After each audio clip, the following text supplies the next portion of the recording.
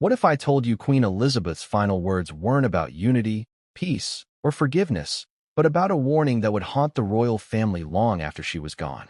What if her last wish wasn't to heal old wounds, but to make sure one person would never again walk through the palace gates as a royal?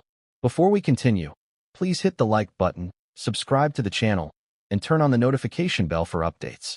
It sounds unbelievable, doesn't it?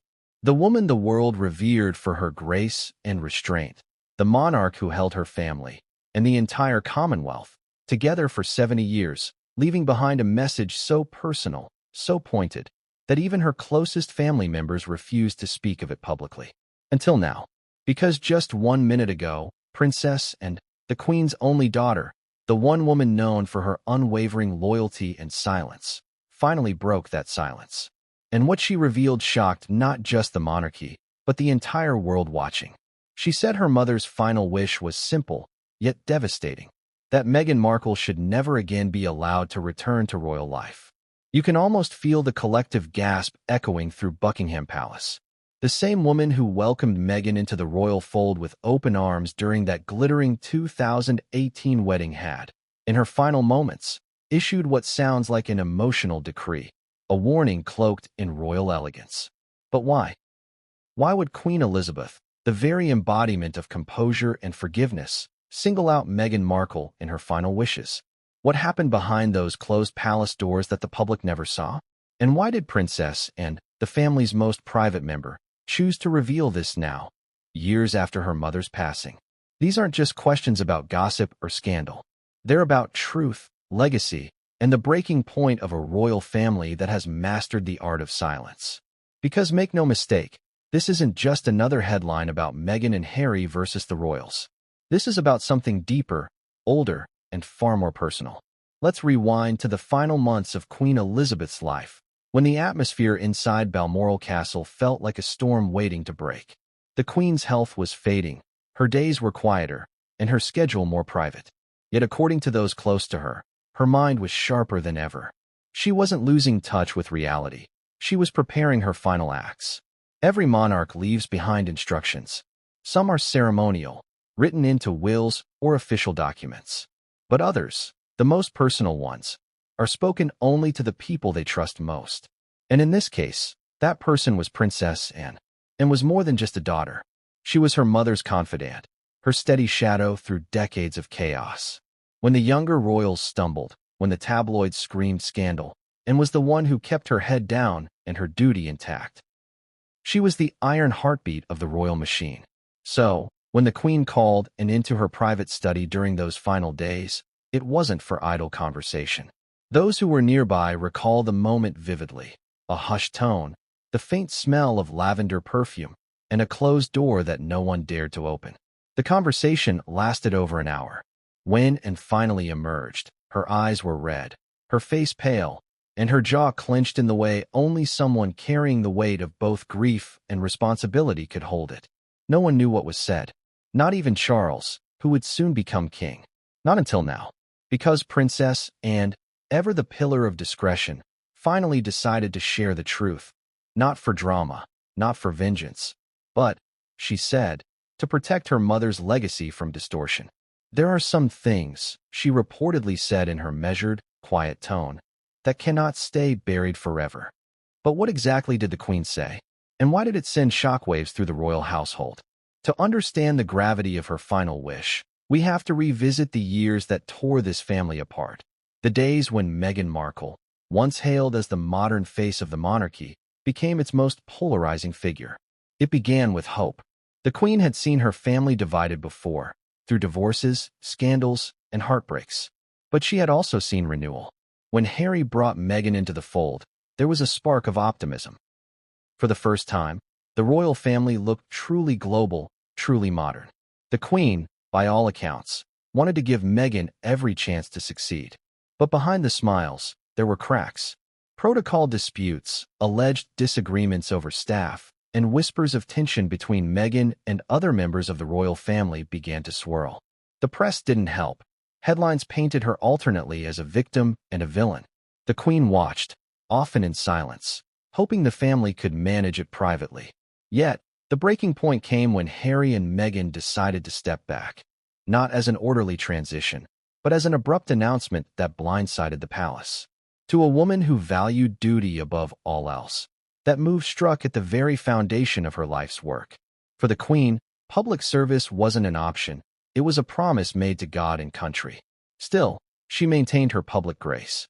Her statement at the time was calm, almost maternal. She said she supported their decision, that Harry and Meghan would always be loved members of the family. But those who knew her best said the words were carefully chosen. There was love, yes, but also deep disappointment. The Queen, for all her warmth, believed in consequences. Her reign wasn't built on emotional reactions, but on boundaries. And for someone to reject royal duty, not just in private, but in the global spotlight, was something she could forgive, perhaps, but never forget. What few realized is that after that public statement, a second message was drafted, one that was never released. Handwritten, it was meant only for her personal files.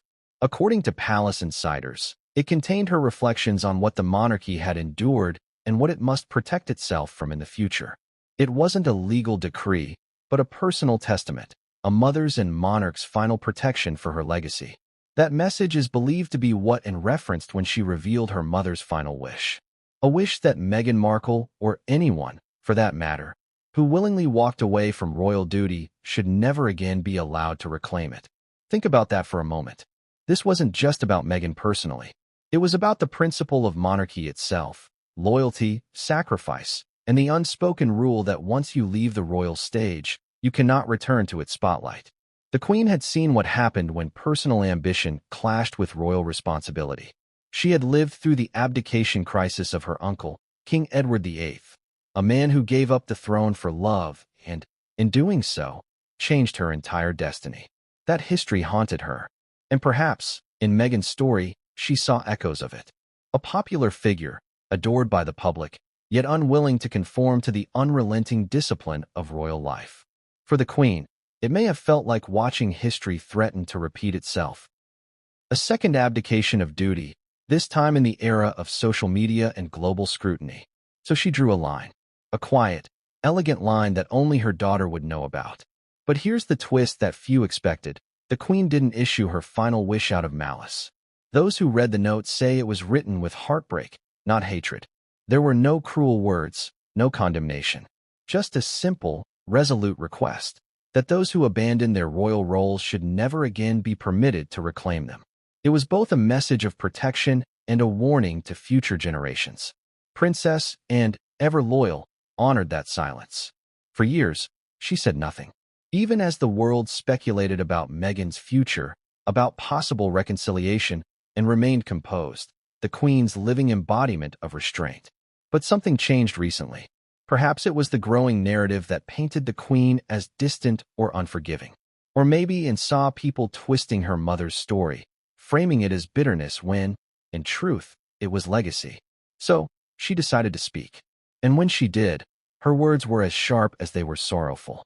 Mother's greatest fear, she reportedly said, was that her family would be torn apart again by those who didn't understand what service truly means. There was no anger in her tone, only gravity. And those who were present say the room fell silent when she added. Her final wish was that Meghan never be allowed to return to royal life. It wasn't a declaration of hate. It was a statement of boundary, a promise to preserve the stability her mother had spent her entire life maintaining. Imagine the weight of that revelation. Imagine being the daughter of a monarch who ruled over 70 years and carrying her final words as a secret until now. And imagine being Meghan Markle, waking up to hear that the woman who once smiled at you from the royal balcony had, in her dying days, made sure the palace door would never open again. This isn't just a story about a forbidden return. It's a story about what happens when forgiveness meets duty and when personal ambition collides with centuries of tradition. Because even as Meghan tries to rebuild her image in California, launching projects, attending events, and giving interviews about independence and identity, this revelation threatens to undo everything. It paints her not just as an outsider, but as someone explicitly excluded by royal command. And here's where it gets more complicated. King Charles now finds himself trapped between love for his son and loyalty to his late mother's wish. Should he honor her final request? Or should he try to heal the family rift, even if it means defying the Queen's last words? Princess Anne's timing couldn't be more striking. Her revelation didn't just open an old wound. It forced a question the monarchy can no longer ignore. Can Meghan Markle ever truly be part of royal life again? Not just socially, but symbolically? It's a question that divides Britain and perhaps the royal family itself. Because one side says it's time for forgiveness, that the monarchy must evolve, embrace modernity, and mend old rifts. But the other side insists that the Queen's words weren't just a wish, they were a warning. A prophecy, even, that allowing Meghan back into the royal circle would reopen every scar that nearly broke the monarchy apart. And as the public debates, as commentators speculate, one figure remains silent, Meghan herself. No official response, no denial, no statement of outrage. Just silence, which, for Meghan, may speak louder than words. But deep inside the palace, sources claim that silence has stirred a new kind of unease. Some courtiers fear that Anne's revelation might have gone too far, that it risks exposing private royal matters once again. Others believe it's exactly what the Queen would have wanted, clarity, at last. So what happens now? Does the monarchy stand firm on the Queen's final wish? Or will new forces within the royal circle challenge it, pushing for a modern rewrite of tradition? We're only at the beginning of this unraveling. Because as powerful as Anne's words are, they may not be the only thing the Queen left behind. Rumors are swirling about sealed letters, recorded notes, and private diaries, materials that could shed even more light on what really happened during those final weeks. And if those documents ever surface, they could reveal truths far more shocking than a simple wish. Because in the end, this isn't just about Meghan's exclusion. It's about a monarch's final attempt to shape her family's destiny from beyond the grave. And the world may not be ready for what comes next. But what came next would change everything, and no one saw it coming. It began quietly, too quietly. No trumpets, no public statement, no leak to the press. Just one offhand remark from Princess, and that slipped into the world like a whisper carried by wind. And within hours, it became the storm that would shake the monarchy itself. But here's the question that haunts everyone now. Why did Princess and the one royal who never breaks protocol suddenly decide to speak? Why now? Why this? Imagine the scene. The setting wasn't a grand public event. It wasn't an interview with flashing cameras or dramatic lighting. It was a small gathering, an informal royal engagement at a countryside hospice. Princess Anne was speaking to a few attendees, thanking staff for their years of service, when a reporter, young, perhaps a bit too bold, asked a question that cut through the polite air like a blade. "Ma'am," the reporter began, "many wonder if the Queen ever left specific wishes regarding family matters, particularly those involving the Duke and Duchess of Sussex." For a moment, Anne froze. You could see the flicker in her eyes, the kind that betrays 1,000 unspoken thoughts. Then, in that measured, clipped tone that has defined her entire life, she replied, "Mother always made her wishes clear, some more than others." A ripple of silence followed, and then she added, almost as an afterthought, or so it seemed, her greatest concern was the preservation of the crown, and she did not wish to see certain doors opened again. Those words hit the media like an earthquake. Certain doors. That was all it took. Within minutes, the phrase was trending across social media. The next morning, headlines screamed, "Princess Anne eludes two queens' final wish, Meghan never to return." And inside the palace, chaos erupted. Because make no mistake, Anne doesn't accidentally say anything. Every word from her mouth is deliberate, calculated, controlled. The woman has lived her entire life under the shadow of her mother's discipline. For her to let something slip, that meant it was intentional. But intentional for what? Let's pull back for a second. Think about what it means for a royal to reveal a final wish. The monarchy thrives on mystique. Every gesture, every silence is strategy. So when Anne broke that tradition, it wasn't just a comment. It was an act of rebellion in itself. Was she rebelling against the palace's PR machine? Against the way history was being rewritten? Or was she fulfilling her mother's command one last time, making sure the truth didn't die in the silence? Only one person alive could tell us, and she wasn't talking anymore. But those who were in the room that day say they saw something rare in Anne's demeanor. For once, She looked emotional. Her voice trembled slightly, her usually steady tone carrying the faintest edge of pain, as if she'd been holding something back for far too long. It wasn't just a confession, it was a release. After that moment, royal aides scrambled. Internal memos were exchanged, phones buzzed with urgency, and staff whispered in corridors lined with portraits of monarchs past. The palace's communications office met in emergency session. How do you contain a revelation from the Queen's only daughter without looking like you're silencing her? You can't, because once Princess Anne speaks, she can't be unsaid.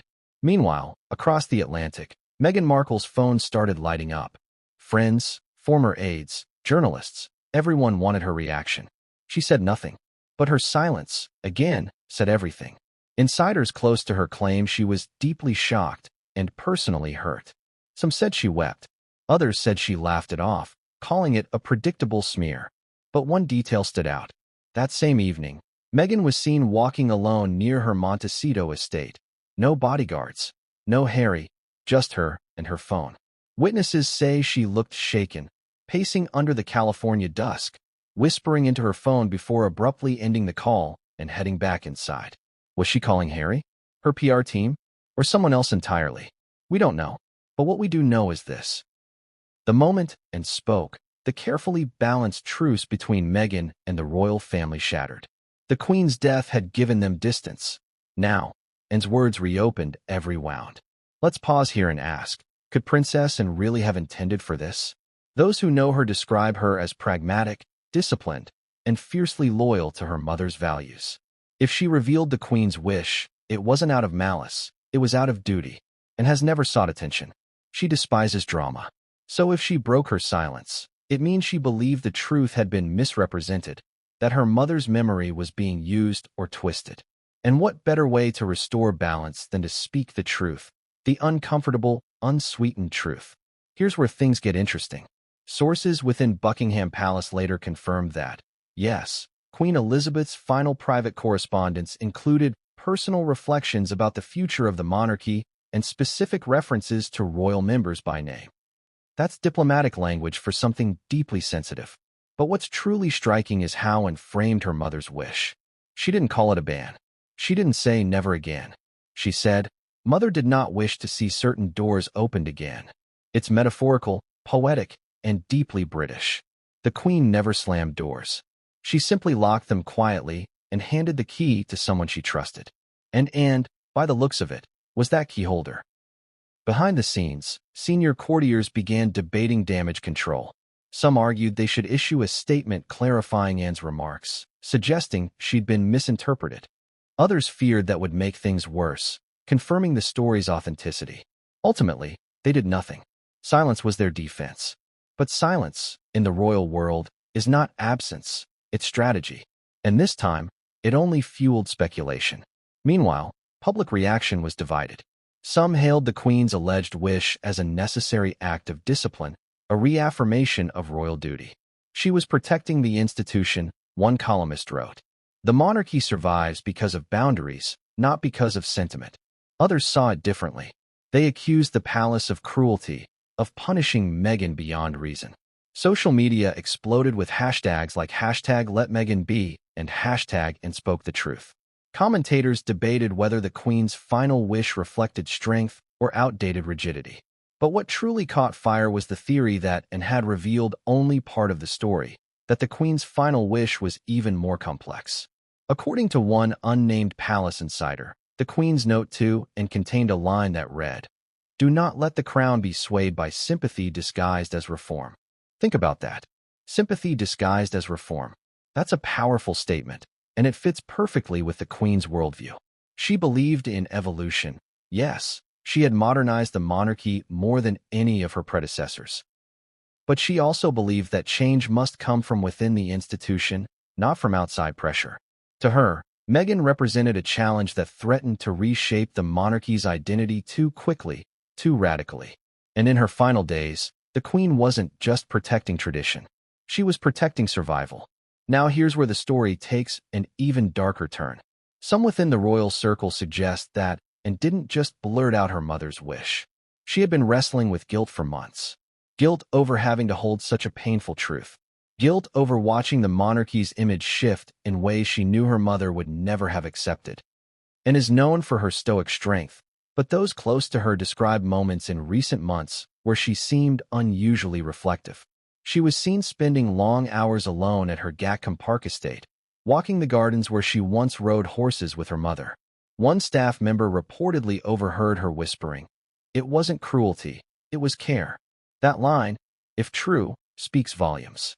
Because that's exactly how and would interpret her mother's wish, not as exclusion, but as preservation.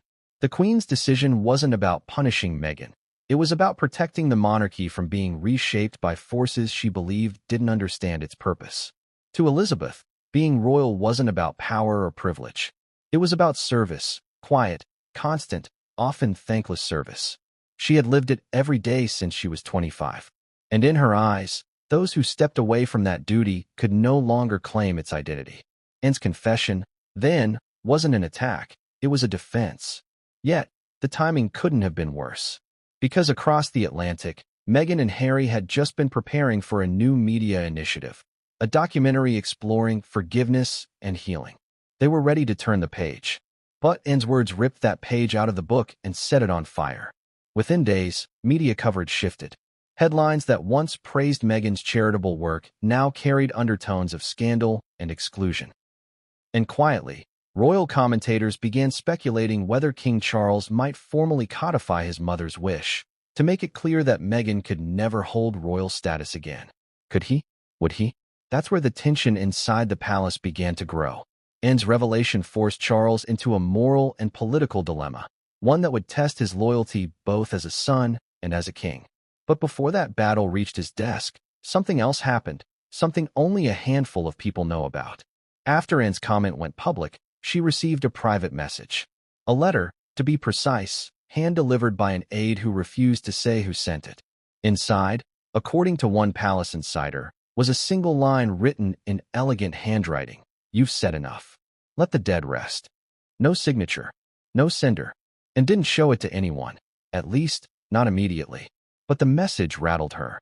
Those who saw her in the days after said she was quieter, withdrawn, almost haunted. Who sent that note? Was it from within the palace, or from outside it? Was it a warning, or a plea? We may never know. But one thing is certain. By then, the story had taken on a life of its own. Princess Anne's single statement had cracked open a vault that the monarchy wanted sealed forever. The Queen's private wishes, once guarded behind gilded walls, were now echoing through every newsroom in the world. And as the headlines raged, the question no one could escape was this. If the Queen truly didn't want Meghan to return, what else had she said in those final hours? Because rumor had it, there was more. Much more. A second conversation, a sealed note, and a confession Anne had kept hidden until the moment she realized silence could no longer protect her mother's truth. And when that note finally came to light, it would expose something far deeper than a royal wish. It would reveal the Queen's greatest fear. But that part of the story is only just beginning. Because what Princess Anne discovered next inside Balmoral Castle would rewrite everything the world thought it knew about Queen Elizabeth's final days. And no one, not even King Charles, was prepared for what she found. There's a certain silence that hangs over Balmoral Castle. Not the peaceful kind, the heavy kind, the kind that feels like history is holding its breath. In those final days of Queen Elizabeth's life, that silence was everywhere. You could hear it in the creak of the old wooden floors, in the soft shuffle of footmen who walked more slowly than usual, as if sound itself might disturb her rest. Even the birds outside the window seemed quieter, as though nature understood what was coming. But inside those walls, something else was happening, something far more deliberate than the world ever knew. Because while the public believed the Queen was quietly fading, she was, in truth, preparing. Not for death, for legacy. She wasn't just saying goodbye. She was setting things in order. Every detail, every word, every wish, precise, intentional, sealed with royal care. And sitting beside her for most of it was Princess Anne. Let's rewind to those final 48 hours. The Queen's health had been fragile for months. The doctors had grown accustomed to moving discreetly through the castle. Staff had been reduced to a select few. Only the most trusted were allowed near her private chambers. Yet, those who saw her said she was alert, sharp, even witty at moments. She still asked about the weather, about her horses, about the corgis. But there was a look in her eyes, a distant awareness, as though she knew her time was short, and she had one last task to complete.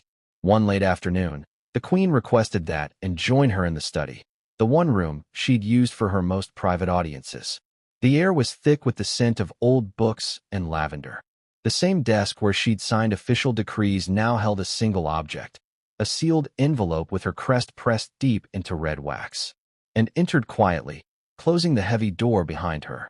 According to one source close to the royal staff, that meeting lasted an hour and 40 minutes. No one knows exactly what was said, only that, and emerged pale and shaken, her eyes wet, but her expression resolute. The aide who saw her later said it was the only time he had ever seen Princess and visibly distressed. She looked like she'd just been handed something she didn't want, but couldn't refuse, he recalled. Was it a letter? A verbal instruction? Perhaps both. What's certain is that and spent that night pacing her private quarters at Balmoral, unable to sleep. The next morning, she rose before dawn and walked alone along the mist-covered gardens, her coat wrapped tightly around her shoulders. A maid recalled hearing her whisper to herself, she knew this day would come. What exactly did the Queen know? To the public, she was frail. To her family, she was finalizing her thoughts on everything she had built, and that included her family's future, and who, in her eyes, was fit to carry it forward. Here's where it gets chilling. According to sources who later saw portions of the Queen's handwritten reflections, she didn't write like a woman facing death. She wrote like a strategist, a monarch. She listed what she called continuities, her plans for the seamless survival of the monarchy beyond her reign. Among them were brief but potent lines about each family member, their roles, their virtues, their weaknesses. One of those lines, reportedly underlined twice, read, "The crown must endure without dilution." Dilution, that word alone speaks volumes. To Queen Elizabeth, the crown wasn't just a family inheritance, it was a sacred institution. It had survived wars, scandals, abdications, and betrayals. She knew its power depended on its purity, on the discipline and devotion of those who bore its weight. Which brings us to Meghan Markle. In her reflections, the Queen never used Meghan's name directly, but she didn't have to. The phrasing made her intentions unmistakable. She referred to those who willingly depart from the duties of service for personal pursuit, warning that return, when invited by affection rather than duty, will sow confusion and weaken resolve. That was her way of saying it plainly. Once you walk away, you don't come back. But why would she entrust this message to Anne, and not to Charles, her heir? Simple. Because Anne was her protector of truth. She was the one who had no ambition for the throne, no hunger for public adoration, no fear of criticism, and lived for duty, not politics. The Queen knew her daughter would never twist her words for favor or image. So she gave her the responsibility no one else could bear, to ensure that her final wish, whatever its cost, would be understood, even if it was never officially spoken. And here's the haunting part. The Queen didn't make this decision at the end of her life. Sources close to her suggest she had written an early draft of this message as far back as 2020, just months after Harry and Meghan stepped down. It had been revised several times, sealed, and kept in her private cabinet, waiting for the day and would be told what to do with it.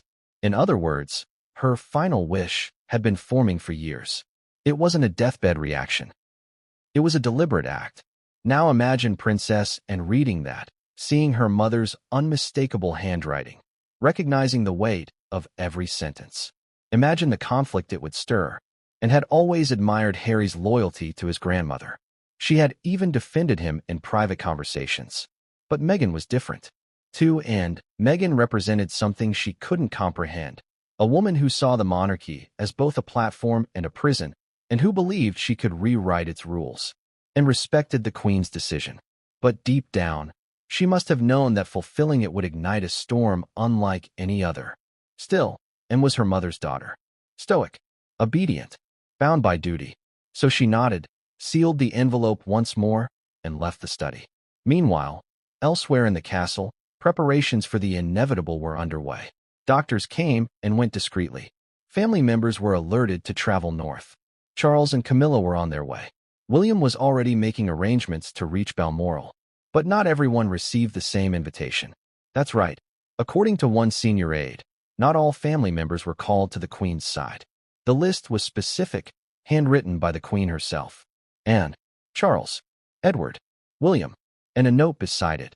Harry to be informed, not summoned. Those words hit like ice. Informed, not summoned. That was royal code for exclusion. A signal that, while he remained loved, his presence was not required in matters of state or legacy. Now, put yourself in Anne's position.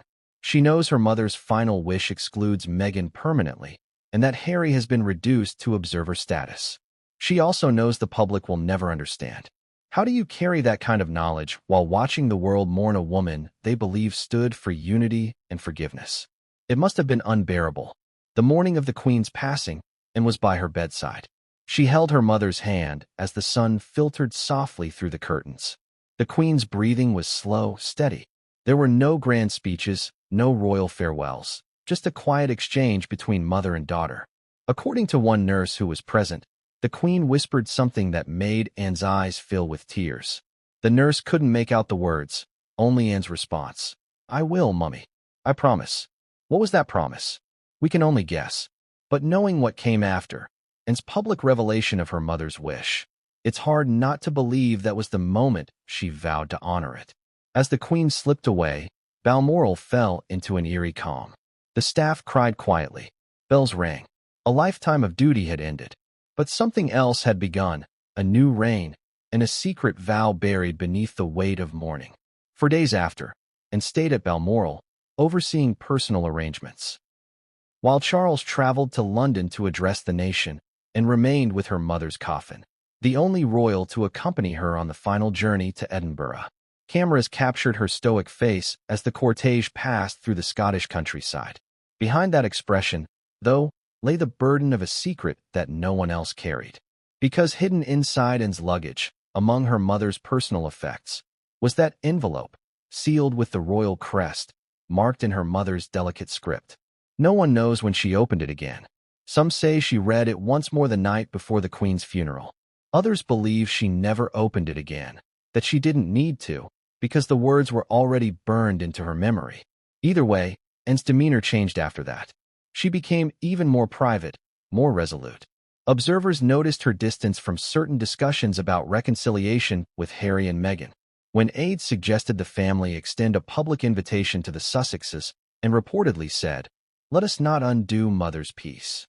Mother's peace. To her, keeping Meghan away wasn't an act of exclusion, it was an act of preservation. The Queen had spent 70 years holding the monarchy together with invisible thread, and Anne, in her mind, was simply ensuring it didn't unravel. But of course, secrets like that don't stay buried forever. The more Anne stayed silent, the more speculation grew. Every public appearance, every subtle comment, every unanswered question became another piece of the puzzle. Until that fateful moment, the one we've already seen, when she finally broke her silence and let the truth slip. But that moment, that confession, didn't come from nowhere. It began here, in these hushed halls, in the Queen's private study, where a daughter was handed not just a letter, but a legacy. And that legacy had a warning written between the lines, a warning that now, in hindsight, feels almost prophetic. Because somewhere in those sealed papers, there was said to be another paragraph, one that even Anne struggled to read aloud. A single sentence written in the Queen's unmistakable hand. The love that leaves must not be allowed to rule again. Cold, maybe, but from the Queen's perspective, it was clarity. She wasn't rejecting her grandson's wife out of bitterness. She was protecting an institution that had outlived kings, wars, and betrayals. She was ensuring that no one who turned their back on the monarchy could ever again use its power for personal gain. That was her final message, and it would haunt Anne long after the funeral carriages had rolled away. Because even as the nation wept, and knew something the rest of the world didn't, that the Queen's last written words were not a benediction, but a boundary. And what's worse, those words were never meant to stay hidden. They were meant to be revealed, at the right time, to the right person. And that person was about to find them. Because buried deep within the Queen's private cabinet, under lock and key, was something no one expected, a second letter. Addressed not to Anne, not to Charles, but to someone else entirely. And when that letter was discovered, it turned everything the royal family believed about those final days upside down. It was the last time they would ever see each other face to face. And no one, not even Meghan, realized it at the time. The year was 2022, just months before Queen Elizabeth's passing. Buckingham Palace was quieter than usual. The Queen's health was delicate, her public appearances limited. Every engagement had to be carefully managed, every visit timed precisely. Yet there was one meeting the Queen insisted upon personally, a private audience, away from cameras, away from advisors, away from everything. That meeting was with Meghan Markle. It was meant to be short, polite, controlled.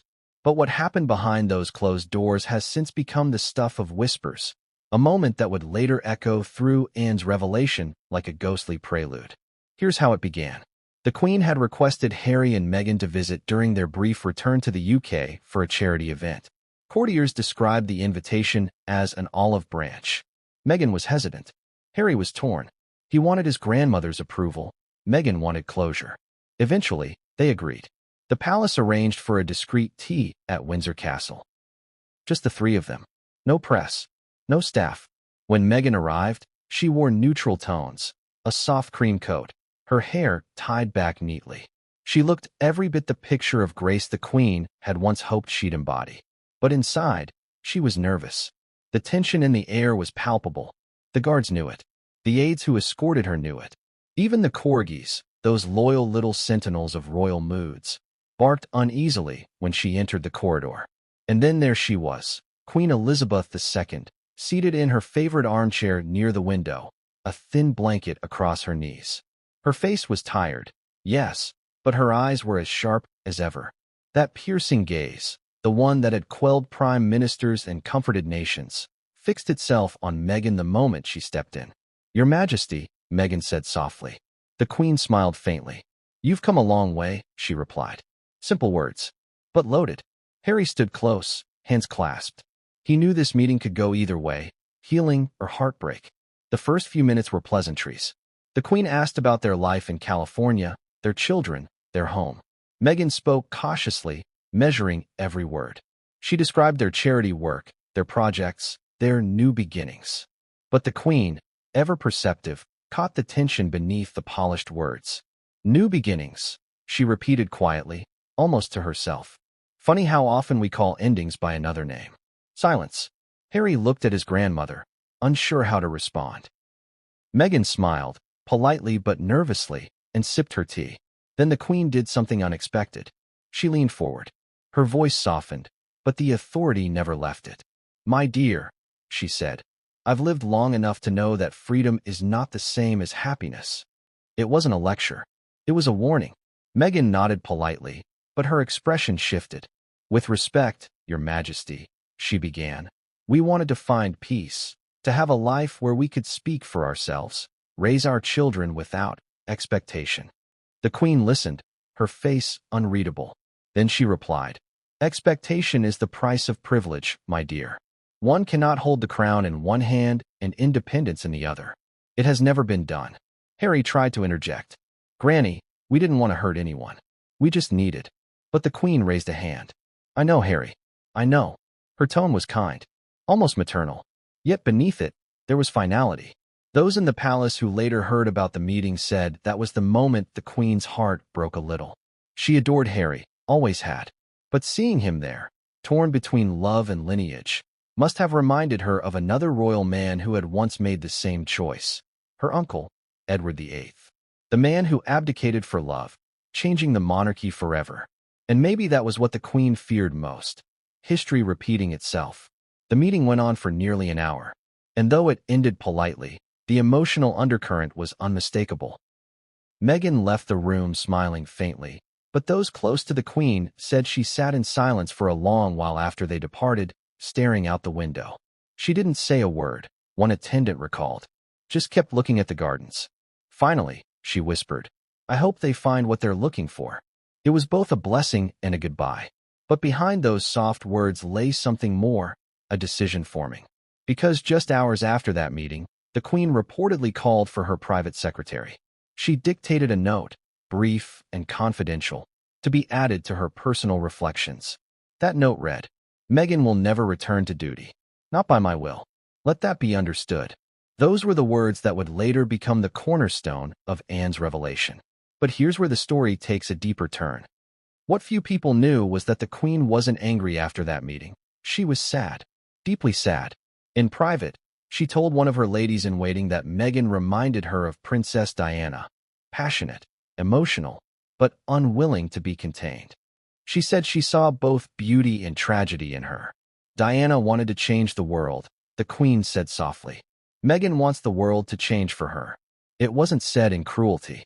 It was said in observation, that rare mix of love and lament only someone who's seen too many generations repeat the same mistakes can express. In the following weeks, palace aides noticed the Queen working longer hours in her study, even as her health declined. She was going through letters, notes, private correspondence. Some said she was updating her final letters. Others believed she was making sure nothing she'd left behind could be misinterpreted. There were whispers that one of those letters was addressed to Anne, another to Charles, and, curiously, one that simply read, "To the Crown." Now, remember that sealed envelope and later received? This was when it was written. Meghan, meanwhile, left the UK thinking the meeting had gone better than expected. She told close friends that the Queen had been gracious and understanding. She had no idea that the conversation had left an imprint on the monarch's conscience, or that it would shape the Queen's final recorded words about her. But Anne knew. Because when the Queen confided in her later, she made it clear, forgiveness was not the same as restoration. She wished them well, and later told a confidant, but she would not have them back. It was decisive, quiet, final. Now here's where things become almost poetic. The Queen, even in her last months, believed in symmetry, in balancing every act of closure with an act of grace. So after writing that line, Meghan will never return to duty, she reportedly dictated another. But she will remain a mother, and that I respect. That was the Queen's essence, firm but compassionate. She didn't hate Meghan. She simply could not allow her back into the fold. To her, that was justice, not punishment. But the story doesn't end there. Because before Anne ever opened that final letter, before the world heard about this wish, there was a strange encounter that almost no one talks about. 2 weeks after Meghan and Harry returned to California, a sealed package arrived at their Montecito home. The sender was anonymous, but the handwriting, elegant, precise, unmistakably British, raised eyebrows. Harry, suspecting it might be something from the palace, opened it himself. Inside was a framed photograph, the one taken at the Queen's Jubilee, showing her surrounded by her heirs, Charles, William, and George. No Harry, no Meghan, no note, no explanation, just the picture. Was it a message? A warning? Or a silent reminder of the Queen's order of succession? The hierarchy she had defended all her life? Whatever it was, it left Meghan shaken. According to a close friend, she stared at that photo for a long time, then quietly said, "That's what we walked away from." But she didn't realize then, it wasn't what she walked away from. It was what had now walked away from her.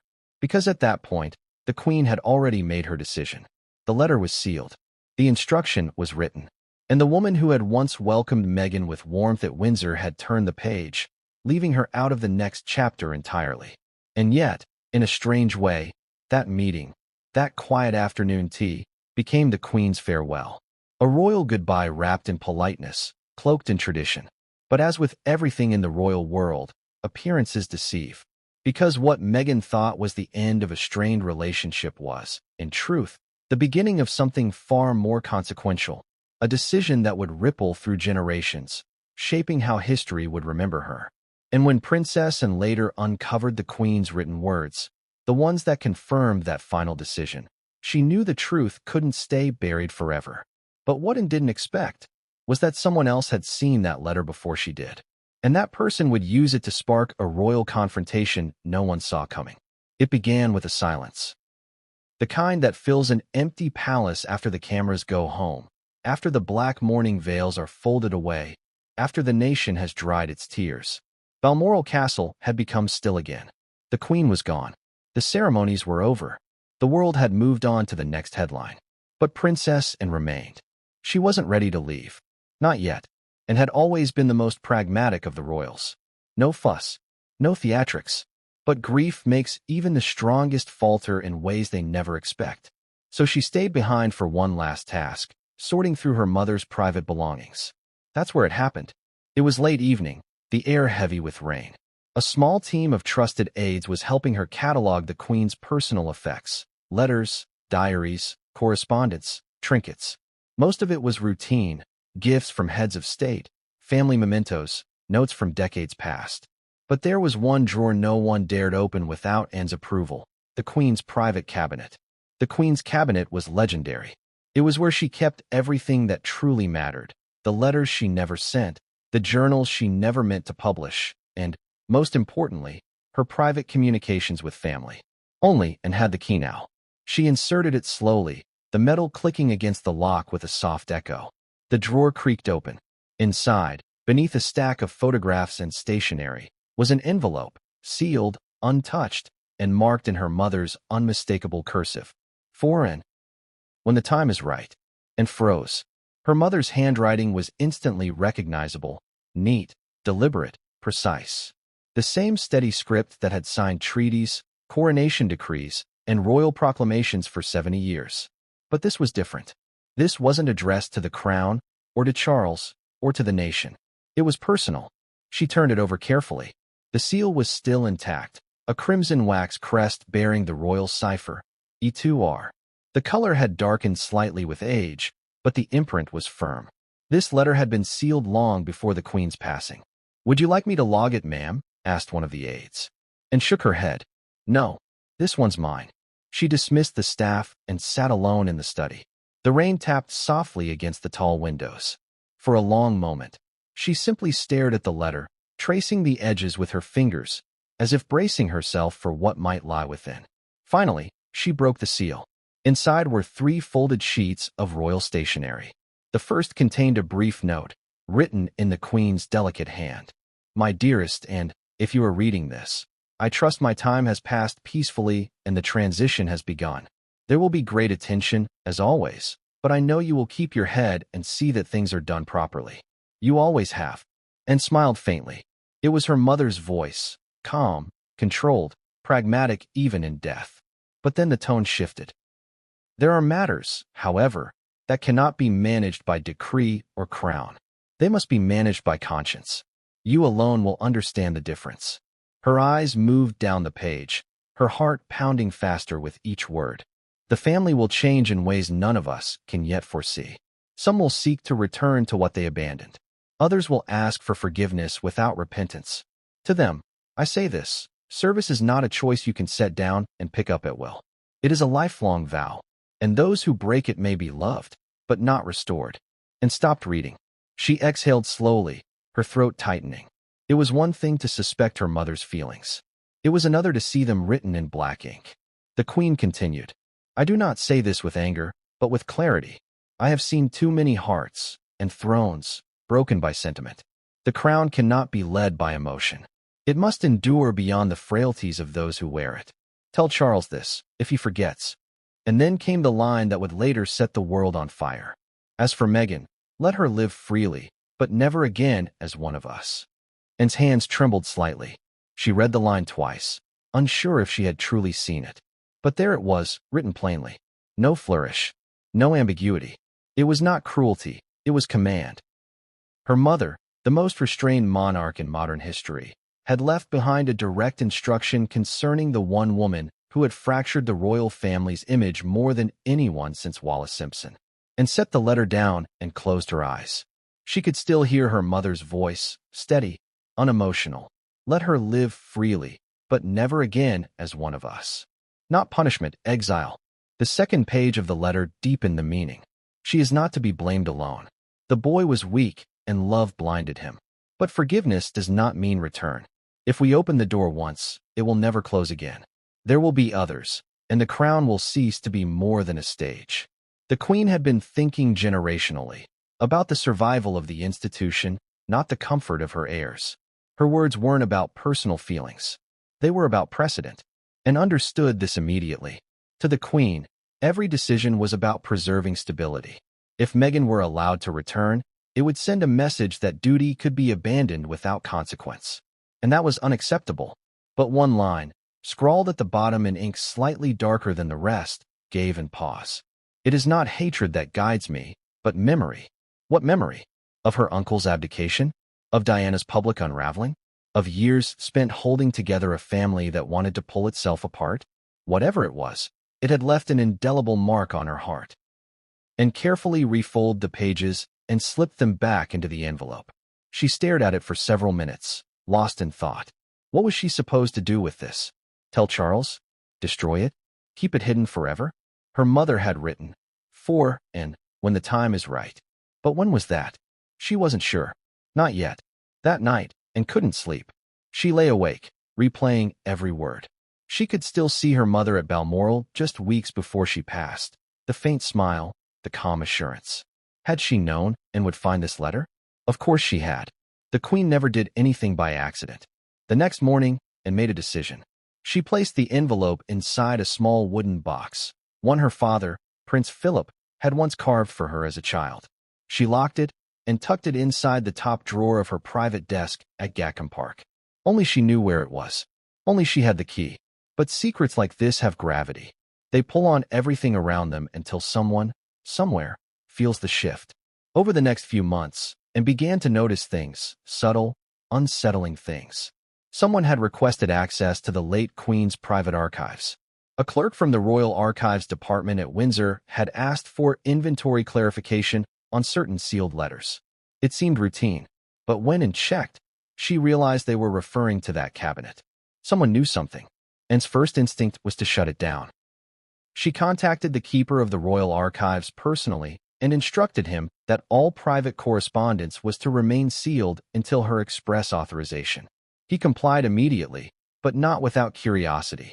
That was when the first rumor began to spread among staff that there was a letter in which the Queen had named Meghan Markle specifically, and had to act quickly. She arranged for her mother's most personal documents to be transferred discreetly from Balmoral to Windsor under her supervision. She traveled with them herself, refusing to let them leave her sight. To the outside world, it was just another royal administrative procedure. But inside the family, it was panic control. Because if that letter leaked, the monarchy would face a scandal that even Charles's new reign couldn't contain. And yet, fate has a way of exposing what power tries to hide. Weeks later, while Anne was away on royal duty, a palace insider stumbled upon a copy, or rather, a partial draft of the same letter, saved among the Queen's older papers. It wasn't the final version, but it was enough to confirm the content. The revelation caused a quiet uproar within palace walls. Some officials wanted to destroy all copies immediately. Others, including one senior advisor, argued that it was part of history and must be preserved. It was too late. Someone had already spoken. A whisper to a journalist. A carefully worded hint. A single sentence that would soon make its way into the headlines. The Queen's final wish was to protect the monarchy from return. It spread like wildfire. The tabloids went into overdrive. Theories flooded social media. And in Montecito, Meghan's team scrambled to respond. But Anne said nothing. She neither confirmed nor denied. She didn't need to. Her silence was confirmation enough. Behind the walls of Windsor, however, something deeper was happening. The letter, once private, had become a ticking time bomb. Charles wanted to manage it quietly. William wanted it buried, and wanted it respected. But one person in that family, someone unexpected, believed the public had a right to know. And that person would do something that would change everything. Because before long, the letter Anne had locked away would find its way into hands it was never meant to reach. And once those words, "Let her live freely, but never again as one of us," were read aloud in a room they weren't meant to enter, there would be no going back. It's one thing to read a letter. It's another to understand it. When Princess Anne first found her mother's words, that haunting line, "Let her live freely, but never again as one of us," she thought she understood exactly what it meant. But the longer she sat with it, the more it seemed to shift, like light through a stained glass window. Every time she reread it, something new appeared behind the words. And perhaps that was the Queen's intention all along, not to condemn, but to instruct. Because the Queen, even in death, was still teaching, and spent days rereading that letter, trying to decode what her mother had meant. On the surface, it was clear Meghan Markle was not to return to royal life. But beneath that, and began to sense something deeper, something that wasn't about Meghan at all. It was about the monarchy's soul, and knew her mother better than anyone. She understood that the Queen never acted from emotion. She didn't hold grudges. She didn't seek revenge. Every decision she made, every sentence she wrote, came from duty, that word she had carried since she was 21, when she promised to serve until her dying breath. So if this letter wasn't born of bitterness, what was it? To answer that, and went back to her mother's old journals. The Queen had kept them privately, daily reflections, not official records, filled with her personal thoughts on family, politics, faith, and the meaning of her crown. As in read through the pages, patterns emerged. The Queen had written extensively about what she called the burden of modern compassion. It was her way of describing how public empathy could erode private discipline. She had watched generations of royals, from her own children to her grandchildren, struggle to balance authenticity with duty, to be both human and symbolic at once. And she believed that line was growing dangerously thin. In one entry dated 2018, around the time of Meghan and Harry's wedding, the Queen wrote, "I see great promise in them both, but also a great fragility. They wish to serve, and yet to redefine service. I fear they may confuse the two." That one sentence would stay with and forever, because that was the essence of the Queen's philosophy. Service wasn't self-expression, it was self-erasure. To serve was to disappear behind the role. To be royal meant becoming a mirror, reflecting the nation rather than one's own reflection. And Meghan, for all her charisma, had done the opposite. She had brought herself to the role, instead of surrendering to it. To the Queen, that was not evolution, it was disruption, and began to realize that her mother's words, "never again as one of us," weren't about rejection. They were about preservation. The Queen wasn't closing the door out of cruelty. She was locking it to keep the foundation intact. But here's the irony. By trying to protect the monarchy, the Queen may have ensured its next great crisis. Because the modern world doesn't worship mystery anymore. It worships vulnerability. The very things that once made the monarchy powerful, silence, secrecy, formality, now made it seem cold. And Meghan's rebellion against those traditions had struck a chord with millions. The Queen understood that, but she also feared it. Her letter reflected that paradox perfectly, the struggle between heart and history, and could almost hear her mother's voice as she read, calm, unwavering, impossibly sure of herself. And also knew something the public didn't, that behind that calm lay regret. There was one more paragraph in that letter that no one talked about. It came after the line about Meghan, and it revealed everything. "I pray that forgiveness will find them," the Queen had written, "but it must not find them here. For mercy and trust are not the same." Mercy and trust. Two words, worlds apart. To Elizabeth, mercy was divine. Trust was earned. She could forgive Meghan and Harry for leaving, but she could never again trust them with the institution she had spent her life protecting. That was the heartbreak behind her wish. Not hatred, not vengeance. Heartbreak. And pressed the paper to her chest and closed her eyes. For the first time since her mother's death, she allowed herself to cry. Not because of the burden of the letter, but because of its clarity. Her mother had seen everything so clearly. The betrayal, the consequences, the human cost. And she had still chosen duty over emotion. And wasn't the only one trying to decode the Queen's final message. Because by now, the existence of that letter had leaked. And inside the palace, everyone wanted to know what it truly said. Rumors were flying. Some claimed it was a direct order to exclude Meghan from all royal events. Others said it was a symbolic warning meant to remind future generations of the dangers of ambition. A few even whispered that it contained a hidden message meant for Charles himself. A warning that he would have to choose between family and the monarchy sooner than he thought. In the midst of this frenzy, and remained silent. She said nothing to the press, nothing to her siblings. She kept the letter locked away, refusing to let anyone see it. But silence, as it often does in royal circles, only made things louder. Every time she appeared in public, at a charity event, a memorial, even at church, cameras zoomed in, analysts dissected her expression, and commentators asked the same question. What did the Queen really mean? Anne's face gave nothing away. But inside, her conscience battled with her loyalty. Because deep down, she knew this truth couldn't stay buried forever. And it wasn't just about Meghan anymore. It was about legacy, the Queen's final message being twisted by headlines, used by those who loved and loathed Meghan alike.